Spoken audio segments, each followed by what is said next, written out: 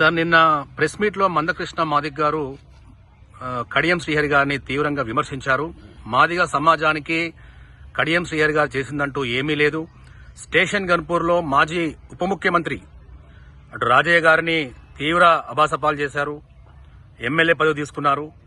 ప్రస్తుతం ఎమ్మెల్సీ ఉన్నప్పటికీ కూడా ఎమ్మెల్యేగా పోటీ చేశారు. మరియు రాబోయే పార్లమెంట్ ఎన్నికల్లో తన బిడ్డకు పార్లమెంట్ టికెట్ పొందాడు. దీన్ని ఏ విధంగా చూడొచ్చు? ఇప్పుడు కడియం శ్రీహరి 98 పొరపాట్లున్న ఒక 2 మంచి పనులు ఏంటండి కడియం శ్రీహరి. ఒకటి ఏంటంటే దాదాపుగా ఆయన తన కాన్స్టిట్యున్సీలో మాత్రం కరప్షన్ అవినీతి మరకలైతే తన కాన్స్టిట్యున్సీలో బయట ఏం చేస్తుండో తెలియదు కానీ కాన్స్టిట్యున్సీలో మాత్రం ఆయనకు మంచి పేరు ఉన్నది. తర్వాత మంచి అడ్మినిస్ట్రేటర్. కానీ ఎదగనీయకుండా చేయడంలో ఆయనకు ఏంది అంటారు కానీ గిన్నీస్ బుక్ లో పేరు రాయాలి.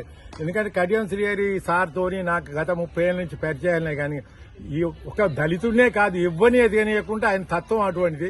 కాబట్టి మందకృష్ణ మాదిగ గారితో నేను ఈ విషయంలో మాత్రం ఈ ఒక్క విషయంలో మాత్రం నేను ఏకీభవిస్తా. రాజయ్యకు ద్రోహం చేయొచ్చు, ఇంకెవరు చేయొచ్చు, కానీ ఎదగనీయకుండా మాత్రం శ్రీహరి అన్నకున్న అది నైజం. అది నేను మొదటి నుంచి దగ్గర నుండి చూస్తున్నా కాబట్టి ఆయనకున్నది సహజ లక్షణం శ్రీహరి అన్నకు. కాబట్టి ఈ విషయంలో నేను మందకృష్ణ మాదిగ గారిని ఏకగ్రీవంగా ఒప్పుకుంటాను. ఇప్పుడు వరంగల్ పార్లమెంటు టికెట్ విషయంలో ఉద్యమకారుల్ని విస్మరించి కడియం కావ్యకి ఇచ్చారని చెప్పి ఇటు ఉద్యమకారులు జోరిక రమేష్ కావచ్చు, బోడా డిన్నా కావచ్చు, ఈవెన్ వీరేందర్ ఇలా ఉద్యమకారులు తీవ్ర కోపంగా ఉన్నారు. సో దీనిపై మీరు ఏమంటారు? ఇప్పుడు ఉద్యమకారులను ఎప్పుడు పట్టించుకుంటారు కేసీఆర్ కానీ ఇప్పుడు పట్టించుకుంటారు అనుకుంటారు మీరు. అమాయకత్వం తప్ప వేరే ఏం లేదు.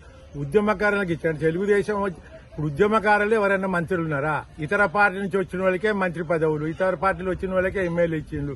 కానీ ఉద్యమకారులను ఎప్పుడు పట్టించుకున్నాడు కేసీఆర్ అని చెప్పి మీరు కేసీఆర్ ఇప్పుడు ఉద్యమకారులను తీసుకొస్తాడు? అది మీకు తెలిసి కూడా అమాయకంగా మాట్లాడితే ఎట్లండి? కడియం శ్రీహరి ఇట్లా చేస్తాడని కడియం శ్రీహరి ఆయన బిడ్డ కొరకు ఆయన ఏమైనా చేస్తాడు. కేసీఆర్ దగ్గర ఇప్పుడు ఆయన దగ్గర ఎవరు లేరు. కనీసం దళితులను వాళ్ళు తెలుగులో తీసుకొని దగ్గర పెట్టుకోవాలనుకున్నాడు. నా బిడ్డకు టికెట్ ఇస్తే నేను ఉంటాను, లేదా నేను కూడా కాంగ్రెస్ పోతాను అభిప్రాయంలో ఉండడని తెలుసుకొని శ్రీహరి అంతా తెలియకోలేడు, శ్రీకన్నా కేసీఆర్ కూడా తెలియకోలేడు. కాబట్టి ఆయన రాజయ్యొద్దు, రంగయ్యొద్దు. నేను కడియం ఈవెన్ రారూరు రమేష్ కూడా టికెట్ ఇవ్వకుండా చేసిండు ఆయన. అది కాదు, శ్రీహరి అన్న చాలా తెలియకోలేడు. ఆయన తెలివిలో వీళ్ళు ఎవరు మన దళిత జాతి ఎదుగుతారనేది ముచ్చట అది వాస్తవం కాదు. కావ్యకి ఇవ్వడం ప్రస్తుతానికి ఆయన కూడా డాక్టర్ చదువుకున్నది, ఇస్తుడు తప్పులేదు. కానీ ఆమె 3rd పొజిషన్ లో ఉంటుంది బీఆర్ఎస్ విషయం అంతే. తర్వాత ఆయన పొజిషన్ అటువంటి ఉంటుంది. శ్రీహరి అని అనగానే అంత ఆయన ఏదో వీళ్ళకి రాకుండా చేయగలిగింది కానీ ఆయన గెలుస్తాడని ఎట్లా అనుకుంటావు? నువ్వు చెడగొట్టడానికి పనికొస్తావు కానీ నువ్వు బాగు చేస్తే ఇల్లు గూలదెంగడానికి ఈజీ. కానీ మున్సిపాలిటీ కూడా వచ్చి గుడిసే మరి గుడిసే అనేటానికి ఎంత టైం పడుతుంది? కాబట్టి శ్రీహరి పాలసీ ఇక్కడ కూడా ఫెయిల్ అవుతాడు.